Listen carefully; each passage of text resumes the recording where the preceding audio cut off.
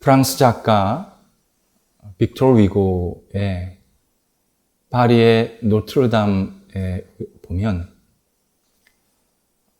애절하고 간절한 사랑 이야기가 등장합니다. 등이 굽고 추한 외모를 지닌 콰지모도는 집시 여인 에스메랄다를 너무 연모하게 됩니다. 그녀가 큰 위험에 처했을 때 콰지모도는 목숨을 걸고 그녀를 도와주지만 막상 그녀는 상처를 주면서 냉정하게 거절을 합니다. 결국 그녀는 누명을 쓰고 처형을 당하게 되었습니다. 이 글은 마지막에 너무 인상이 깊습니다. 세월이 한참 지난 뒤에 사람들이 성당 지하 무덤을 발굴하게 되었습니다. 그런데 한 쌍의 남녀를 보게 됩니다. 등이 굽은 한 남성이 여성을 꼭 끌어안고 죽어 있는 겁니다.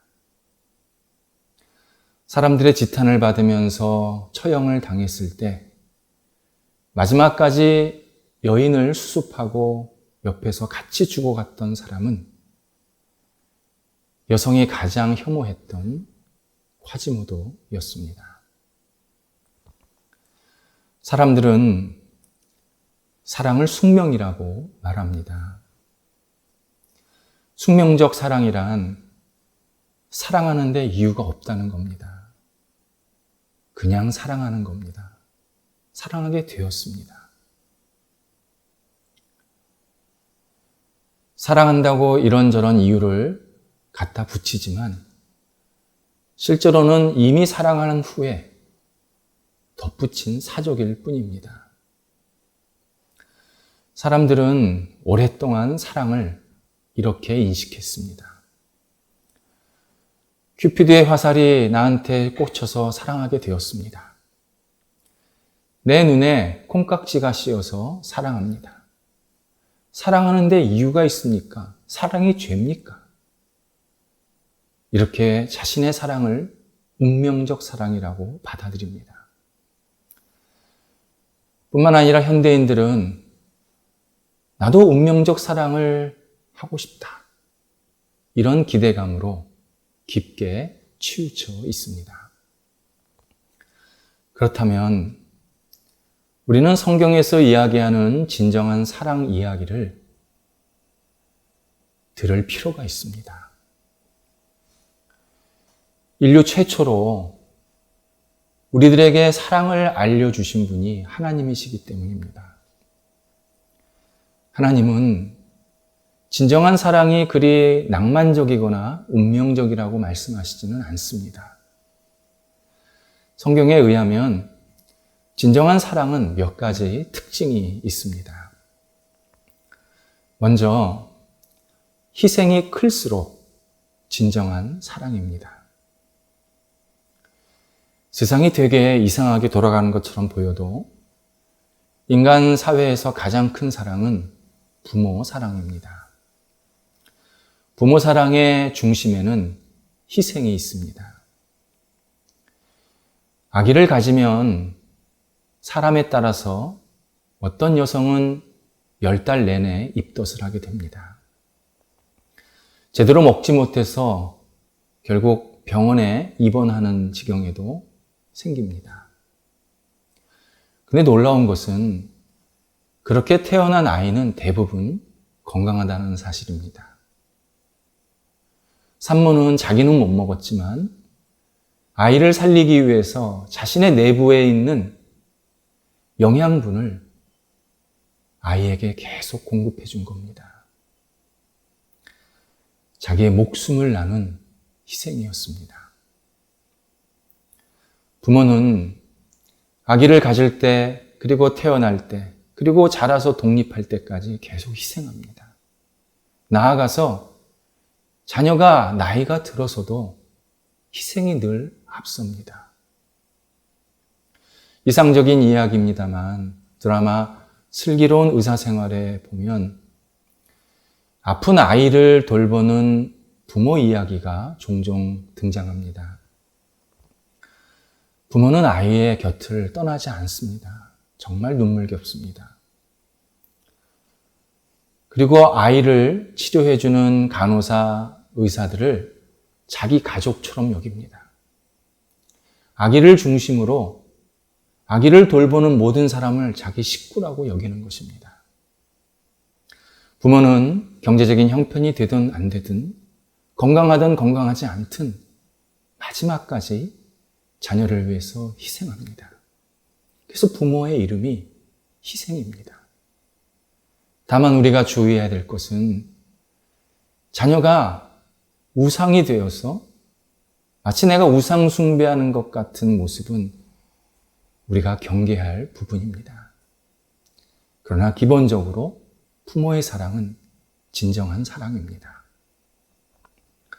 또 하나는 사랑받는 대상이 무가치할수록 진정한 사랑입니다. 마태복음 5장에서 예수님께서 진정한 사랑과 일반적 사랑을 구별하십니다. 일반적 사랑을 세리가 하는 사랑, 곧 세금 징수원이 하는 사랑으로 비유하십니다. 세리 사랑이란 세금 많이 내는 사람을 사랑하는 것, 다른 말로 나에게 이익이 되는 사람을 사랑하는 것을 말합니다. 일반적 사랑은 내가 사랑할 만한 사람을 사랑합니다. 나에게 되돌려줄 수 있는 사람을 선택해서 사랑합니다. 그래서 사랑이 자주 거래가 됩니다. 하지만 진정한 사랑, 곧 하나님의 사랑은 사랑받을 수 없는 사람을 사랑합니다. 나아가서 내가 되돌려 받을 것을 전혀 기대하지 않고 사랑합니다. 이게 진짜입니다. 오랫동안 거지, 곧 노숙자 생활을 했다가 예수님을 잘 믿게 된 한 분의 글을 읽은 적이 있습니다. 거지 생활 과거에는 집마다 돌아다니면서 밥을 얻어먹었습니다. 요즘은 그렇게 했다가는 경찰에 신고를 받고 잘 모셔갑니다. 그리고 공짜로 밥도 먹여줍니다. 과거에는 거지가 집집마다 돌아다니면서 밥을 얻었습니다. 근데 이분이 거지 생활을 할 때 부유한 집에는 절대 구걸을 하지 않았답니다. 이유는 그 집에서 주는 밥은 상한 밥, 먹지 못하는 밥이 대부분이랍니다. 만약 부유한 집에서 밥을 얻으면 자기가 거처하는 곳에 와서 반드시 끓여 먹었답니다. 반대로 형편이 어려운 집에서 구걸을 하면 본인들이 먹는 밥을 나눠준다고 합니다. 이런 일이 있었습니다. 어느 일요일 허름한 집에서 구걸을 해서 밥을 얻었는데 갓 지은 따뜻한 밥을 주더랍니다. 감동을 받았습니다. 그래서 이분이 그 다음 주 일요일 다시 찾아갔습니다. 그 다음 날 다시 찾아가지 않았습니다. 이분도 양심이 있었답니다. 그 다음 주 일요일 날 찾아가서 구걸을 했는데 똑같이 따뜻한 밥을 주더랍니다. 그래서 도대체 여기에는 누가 살고 있지? 멀찌감치 그 집을 빤히 쳐다보고 있는데 마침 가족이 외출을 합니다. 쫓아갔습니다. 모두 교회로 들어가더랍니다.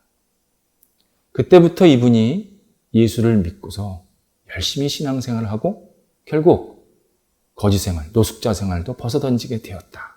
그런 간증의 고백의 글이었습니다. 노숙자에게 따뜻한 밥을 주는 것은 내가 다시 되돌려 받을 것을 생각하지 않은 진정한 사랑입니다. 우리가 헌옷을 이웃에게 나눠주지 않습니까?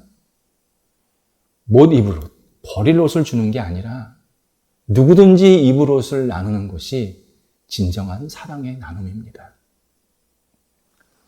또 하나는 사랑받는 사람이 유익이 클수록 진정한 사랑입니다. 월터 트러비쉬의 나는 너와 결혼하였다는 많은 기독교인들에게 결혼의 의미를 깊게 생각하게 하는 양식이 있는 아주 좋은 책입니다. 저자는 한 사람이 세상에서 가장 겸손하게 사는 방법 중 하나가 결혼이라고 정의합니다.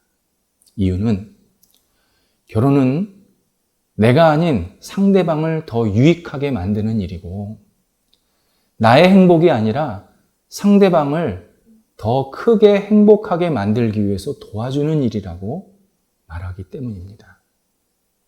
한마디로 나보다 사랑받는 그 사람이 더 기쁘고 더 행복해야 그게 진정한 사랑이라는 뜻입니다.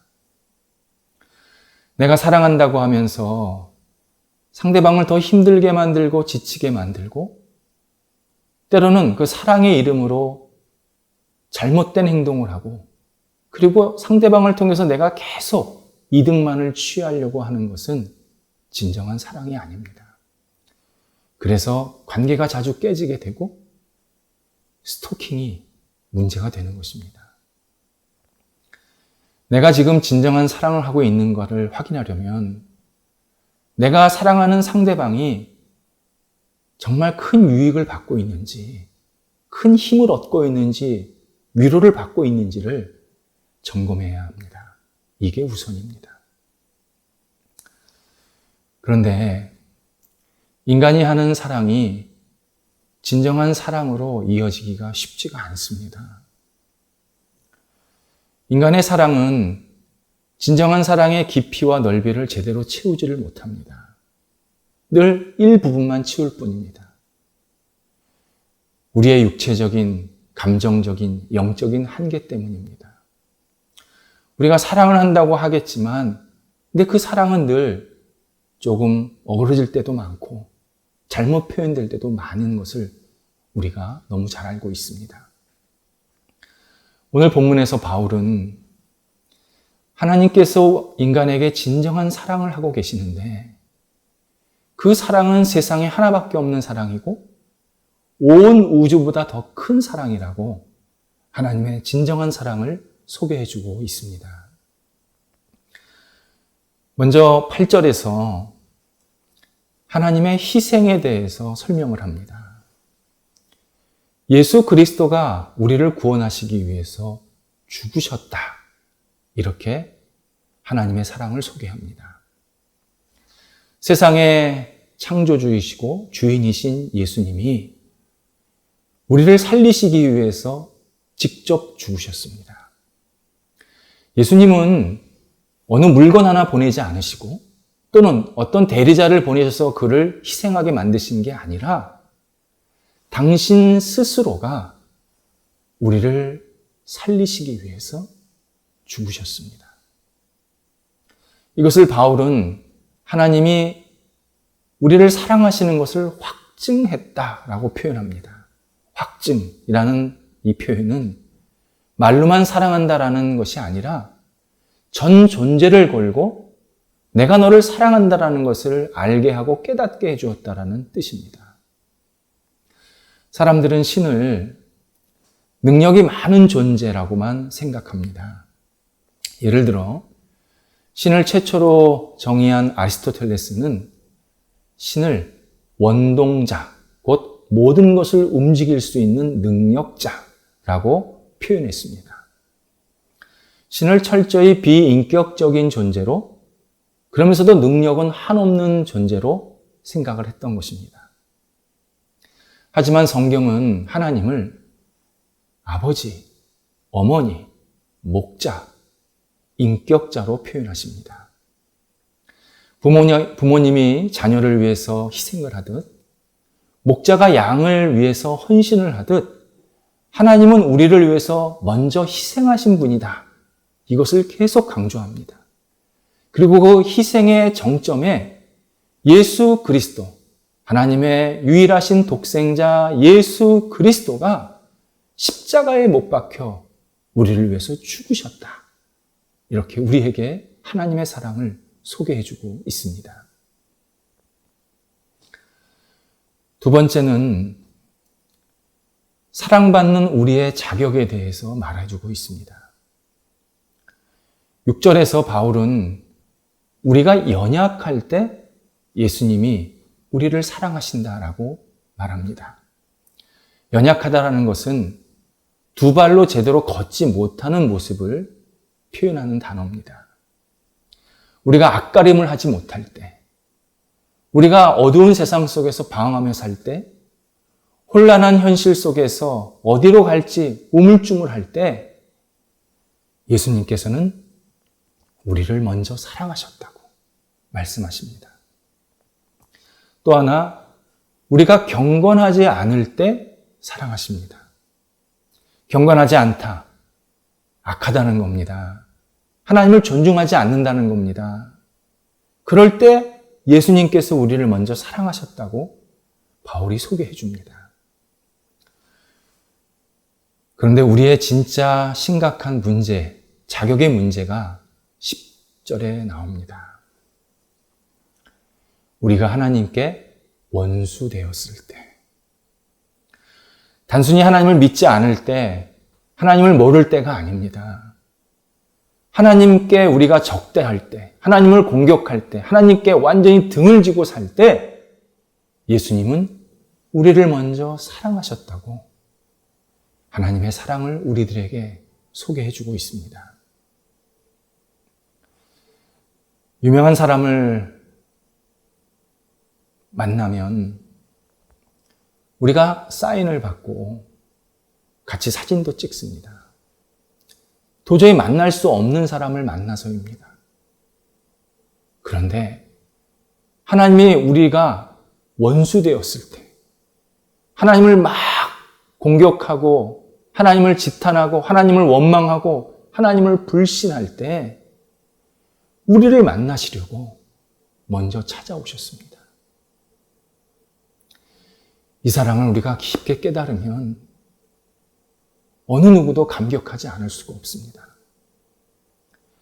나에게 선한 일을 해준 사람에게 나도 약간의 손해를 보면서 좋은 일을 해줍니다.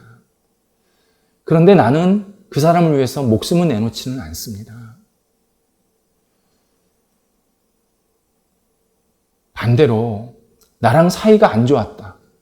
더더욱이 목숨은커녕 손해 절대 보지 않습니다. 그게 일반적인 생각입니다. 그런데 하나님은 우리가 하나님께 원수되었을 때, 하나님을 적대했을 때 우리에게 찾아오셔서 먼저 우리의 손을 붙잡으시고 내가 너와 함께하고 싶다고 사랑의 고백을 하셨습니다. 그저 놀랍고 경이로운 사랑일 뿐입니다. 세 번째는 사랑받는 우리의 유익이 또 한 번 우리를 놀라게 합니다. 예수께서 우리를 위해서 십자가에 죽으심으로 우리는 그분을 믿고 하나님께 의가 되었고 하나님의 자녀로 살게 되었습니다. 세상에서 왕으로의 자녀 또는 부유한 집안에서 태어나서 부유한 집안의 자녀로 사는 것도 큰 복입니다. 사실 유익이 많습니다. 근데 그 복이나 유익보다 세상의 주인이시고 영원토록 세상을 다스리시는 그 하나님의 자녀로 우리를 살 수 있게 하는 유익을 예수님을 통해서 허락해 주셨습니다. 입을 다물 수가 없는 유익입니다. 바울은 그런데 유익이 여기서 끝이 아니라고 합니다. 11절에서 그뿐 아니라 라고 시작을 합니다. 이 말은 우리가 예수님을 믿고 하나님의 의가 되고 하나님의 자녀가 되는 유익뿐만 아니라 더 좋은 유익이 있다. 이런 뜻입니다. 그 유익이 바로 하나님 안에서 즐거워하게 되었다. 하나님을 즐거워하는 자가 되었다. 이렇게 설명해 줍니다. 하나님을 즐거워하다라는 뜻은 하나님을 높이다, 자랑하다, 하나님을 너무 기쁘게 여기다라는 뜻입니다. 하나님을 기쁘게 여기는 것은, 하나님을 즐거워하는 것은 복음의 최종 목적입니다. 예수님께서 이 땅에 오셔서 우리를 위해서 죽으신 것은 우리에게 복을 주시고 우리에게 하나님의 자녀가 되게 하시고 하나님의 구원을 경험하게 하시는 것은 최종 목적이 아닙니다. 그건 중간입니다. 최종 목적은 누구든지 하나님을 즐거워하는 자가 되게 하시기 위해서 우리를 위해서 죽으신 겁니다. 결국 예수님께서 이 땅에 오셔서 우리를 구원하시는 궁극적인 목적은 하나님을 즐거워하랍니다. 복음의 최고의 최종 유익은 하나님을 즐거워할 줄 아는, 하나님을 높이고 자랑하고 찬송할 줄 아는 그러한 영혼이 될 때 우리에게는 최고의 만족과 기쁨이 생깁니다. 하나님을 자랑할 때 최고의 만족을 누리는 이유가 있습니다. 모든 운동 경기에는 규칙이 있습니다. 그 규칙에 따라 열심히 운동을 해야 운동 경기가 재미있고 결과에도 우리가 승복을 할 수 있습니다. 이사야 43장 21절에서 하나님이 인간을 만드셔서 세상에 보내신 이유는 하나님을 찬송하게 하려 함이라. 곧 하나님을 즐거워하다, 하나님을 높이다, 하나님을 자랑하게 하기 위함이라고 말씀합니다. 이런 뜻입니다. 하나님께서 우리를 만드셔서 지금 이 땅에 살게 하시는 이유는 하나님을 즐거워할 때 최고의 만족감을 누리게 하시기 위함입니다. 우리가 그 어떤 일보다도 하나님을 자랑하고 하나님을 높이고 하나님을 많은 사람들에게 내가 하나님을 믿습니다, 하나님이 세상의 최고입니다, 하나님을 찬송합니다 라고 떳떳하게 말할 때 세상에서 얻을 수 없는 최고의 기쁨과 감사와 만족을 누릴 수 있다. 그렇게 우리를 만드셨다라는 뜻입니다. 그래서 우리가 하나님을 즐겁게 여기면 그 어떤 시간보다 그 시간을 최고로 여깁니다. 감사로 여깁니다. 만족감이 넘칩니다.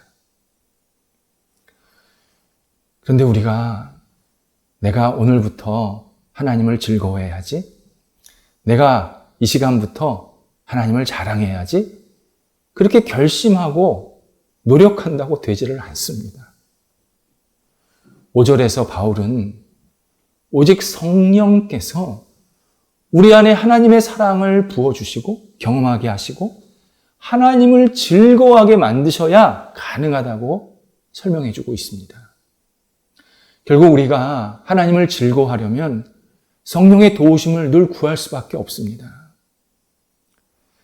누구든지 생활하다 보면 삶이 굉장히 무료하고 답답하고 내가 왜 살지? 삶의 목적을 잃어버릴 때가 있습니다. 그냥 하루하루 살아가는 것이 습관적인 것 같고 그냥 큰 의미나 목적 없이 하루하루 대충 때우는 것 같은 그러한 삶의 마음의 답답함이 누구에게나 한 번쯤 찾아옵니다. 어떤 분은 평생 그런 마음으로 그냥 하루하루를 때울 수도 있습니다. 그때 엉뚱한 것을 붙잡고 살면 해결이 안 됩니다. 우리가 성령을 의지해야 합니다. 성령님, 제가 하나님 안에서 하나님을 즐거워하게 하소서, 최고의 만족과 기쁨을 누리게 하소서, 성령이 주시는 그 하나님의 사랑을 경험하게 하시고 성령이 주시는 하나님의 즐거움을 내 영혼 속에 가득 채워 주옵소서. 간구하면 성령께서 하나님을 즐거워하는 영혼을 계속 우리 안에 부어 주십니다. 뿐만 아닙니다. 성령은 부끄럽지 않은 소망을 주신다고 바울은 우리에게 분명히 소개하고 있습니다. 부끄럽지 않은 소망이란 나 잘 될 거야, 우리 자녀 잘 될 거야, 우리나라 잘 될 거야, 이런 막연한 기대감이 아닙니다. 어떤 상황, 어떤 현실에서도 하나님이 나를 붙잡고 계시지, 하나님이 나를 사랑하시지, 하나님이 나와 함께 하시지, 이것을 확신하는 확신의 마음이 바로 부끄럽지 않은 소망입니다. 그래서 성령이 주시는 소망을 가지면 내 형편이 어떤지, 내가 몸이 아프든지 건강하든지 일이 잘 되든지 안 되든지 관계없이 누구든지 용기를 갖게 되고 당당하게 살게 됩니다. 내 형편 때문에 내가 스스로 넘어지지 않고, 내 육체적인 한계 때문에 내가 낙심하지 않고, 오히려 하나님이 나와 함께 하신다는 것을 확신하면서 담대하게 우리의 삶을 살아가게 만들어 주십니다.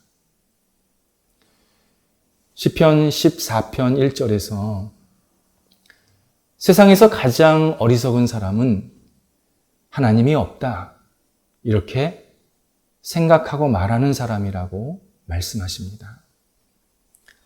하나님을 믿어야 하나님의 자녀도 되고 하나님을 즐거워하면서 세상에서 가장 큰 기쁨을 누릴 수 있는데, 하나님이 없다, 하나님을 믿지 않으니까 이런 기쁨과 유익을 전혀 누릴 수가 없는 겁니다. 그래서 어리석다, 그렇게 표현하고 계십니다. 또 하나 어리석은 이유가 있습니다. 인류학에서 고대인들은 나무나 돌, 그리고 동물들을 숭배했습니다. 이것을 정령신앙, 토템신앙이라고 말을 합니다. 현대인들은 고대인들이 참 어리석다, 어떻게 돌, 나무, 동물을 숭배하냐, 그렇게 생각을 합니다.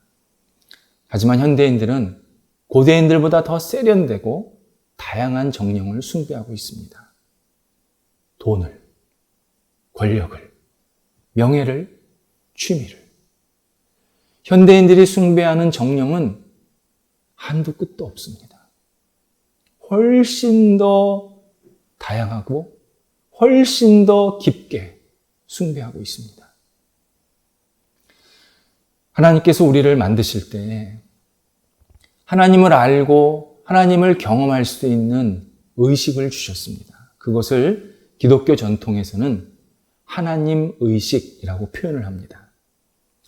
그런데 고대서부터 현대에 이르기까지 많은 사람들은 하나님을 알라고 주신 하나님 의식을 엉뚱한 것을 붙잡고, 이게 내 신이다, 이게 나한테 만족을 줄 것이다, 이게 나를 구원할 것이다, 그렇게 생각하기 때문에 하나님이 없다고 말하는 사람을 성경은 어리석다라고 규정하고 있는 것입니다. 이것은 반대로 하나님만을 의지하고 하나님을 믿으면 세상에서 가장 지혜롭게 살 수 있다는 의미입니다. 우리가 하나님을 믿고 따르면 하나님은 우리를 너무너무 사랑하고 계시다라는 사실을 계속 깨닫게 해주시고, 하나님의 자녀로서 하나님을 즐거워하고 하나님을 자랑스럽게 여기면서 최고의 기쁨과 만족을 누리는 삶을 살게 만들어 주십니다. 하나님은 우리 모두가 지혜롭게 살기를 기대하십니다. 모든 사람이 하나님을 즐거워하고, 모든 사람이 하나님을 의지하며 구원받고, 모든 사람이 하나님의 자녀로서 세상 속에서 빛이 나는 삶을 살기를 그렇게 기다리십니다. 이를 위해서 예수 그리스도가 우리를 위해서 십자가에서 못 박히셨습니다. 우리가 그 예수 그리스도를 진심으로 받아들이고 믿고 따르면 하나님은 우리를 세상에서 최고의 지혜로운 자로, 최고의 만족감을 가진 자로, 그리고 깊이를 알 수 없는 그 하나님의 사랑을 매일매일 체험하는 자로 날마다 세워주실 것입니다. 하나님께서 우리를 너무 사랑하십니다. 우리의 현실과 상황을 보지 마시기 바랍니다. 그 너머에 우리를 너무너무 사랑하시는 하나님의 사랑을 다시 목도하시기 바랍니다. 하나님이 우리를 다시 힘차게 날개짓으로 이 땅에서 살아갈 수 있도록 용기와 힘을 불어넣어 주실 것입니다. 기도하겠습니다. 하나님의 사랑이 너무 깊고 깊어서, 너무 넓고 넓어서 우리가 다 헤아릴 수 없음을 주님 앞에 고백합니다. 우리가 연약할 때에, 경건하지 않을 때에, 죄인 되었을 때에, 하나님을 거부하고 외면하고 공격했을 때에 하나님이 저희를 먼저 찾아오셔서 사랑해 주신 것 너무 감사합니다. 그 사랑 안에서 저희가 날마다 서게 하여 주옵소서. 그 사랑 안 속에서 하나님을 즐거워하고 하나님과 함께 늘 교제하며 살아가는 저희 모두가 되게 하여 주옵소서. 이 땅에 있는 모든 상황과 현실을 넘어서 우리를 사랑하시는 주님의 손 붙잡고 날마다 일어서게 도와 주시옵시고, 매일매일 찬송과 기쁨과 감사가 넘쳐나는 저희들의 삶이 되도록 인도하여 주옵소서. 예수님의 이름으로 기도드립니다. 아멘.